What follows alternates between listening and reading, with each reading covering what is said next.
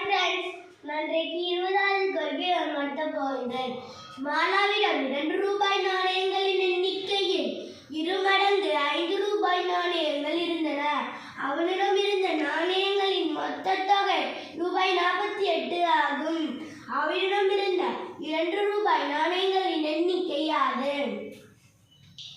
இங்க நாங்கள் இந்த 2க்கு ஒரு எக்ஸையும் இந்த 5க்கு 2 எக்ஸையும் எடுப்போம். அப்புறம் இந்த 2 கீழே இறக்கணும். நாங்கள் இந்த 5ஓட இந்த 2 பெருக்கணும். பெருக்கினா 10.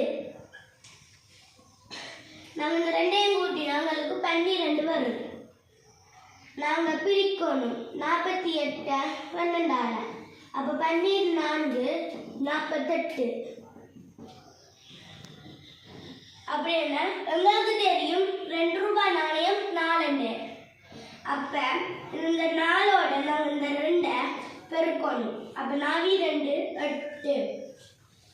எங்களுக்கு தெரியும் 4 2 மடங்கு 8.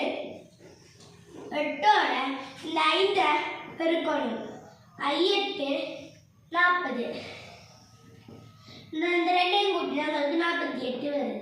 மொத்த தொகை 48. இங்க என்ன கேள்வி கேட்டுட்டாங்க, 2 ரூபாய் நாணயங்களோட எண்ணிக்கை யாது? அப்ப 20வது கேள்விக்கான விடை 4 நாணய குட்டிகள் ஆகும். நன்றி.